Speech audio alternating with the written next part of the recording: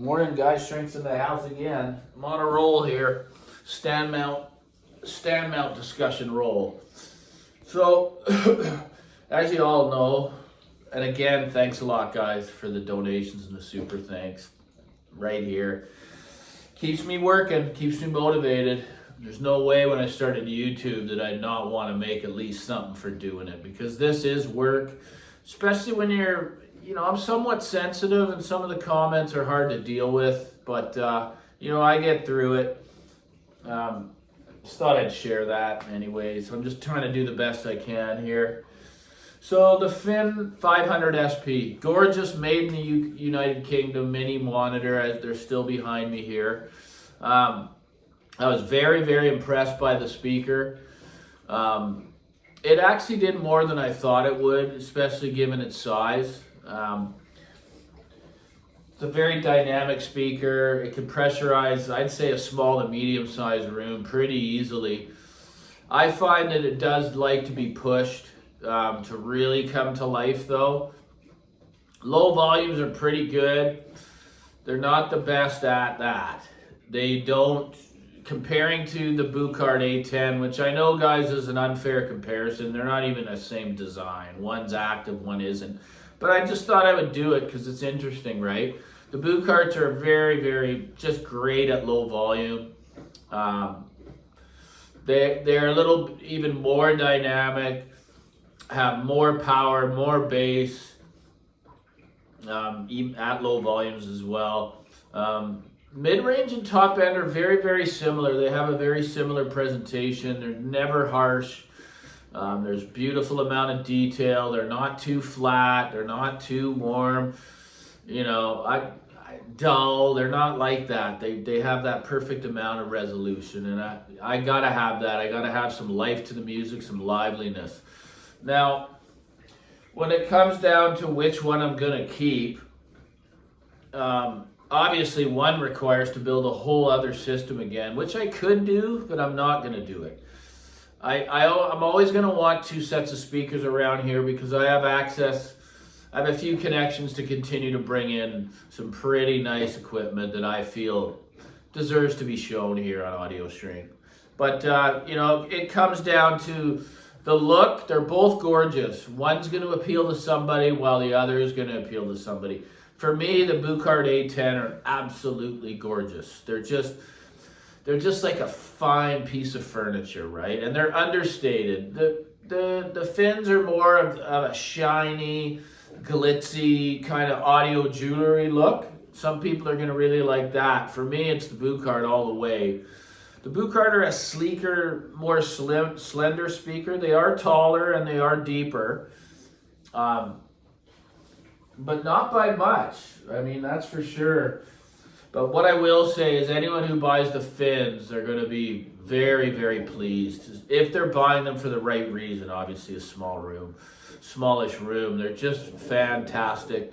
They can be placed easily due to the bass tracks poured underneath. It's a great idea, I feel, to have that nowadays, because a lot of people just don't have the space. These would be superb in an office setup as well.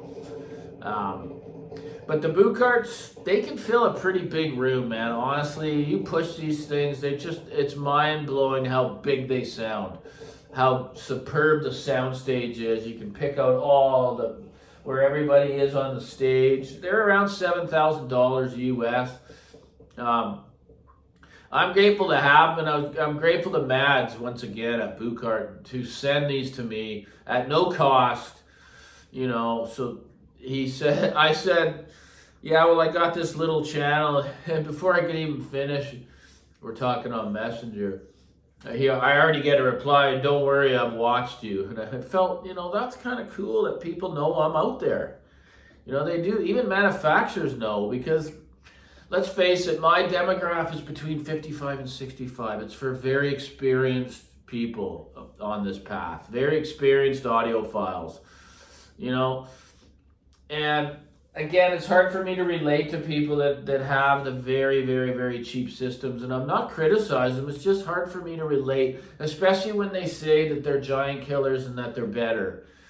than stuff in the multi-thousands. So guys, just give that one up because it's not true. There's superb equipment at all price points, right? We gotta know that.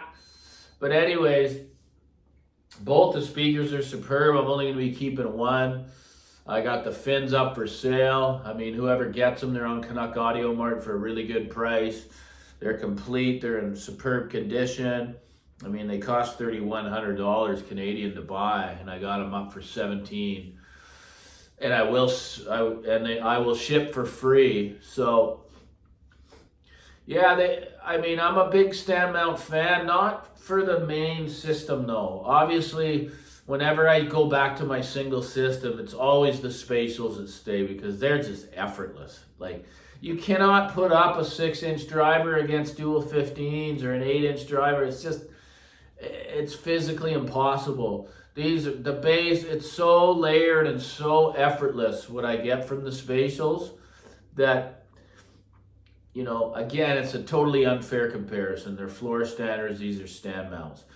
But those have been here for 7 years, and that's an eternity for a so-called audiophile. I really want people to try to just become content with what they have. There's always going to be something new. There's always going to be something better. But it doesn't necessarily mean just because it's more money that it is that in your room. That's the danger in this hobby. I always stress that time and time again. I've been shocked at times just thinking, oh my God, this is a guarantee. And it was thousands of dollars more, yet it wasn't the case.